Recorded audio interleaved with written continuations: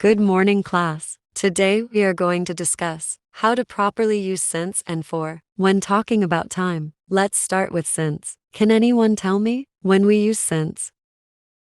We use since to talk about the starting point of an action or Exactly. Now, can you give me an example sentence using since? I have been studying English since last year.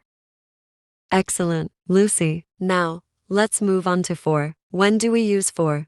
We use for to talk about the duration of an action or event. Perfect. Can you provide an example using for?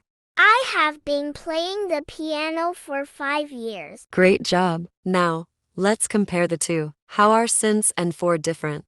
Since tells us when something started, while for tells us how long it lasted.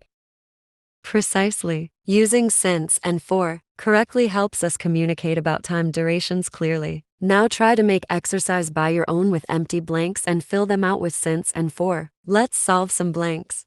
See first blank. She has been in prison, 6 months. Here comes for.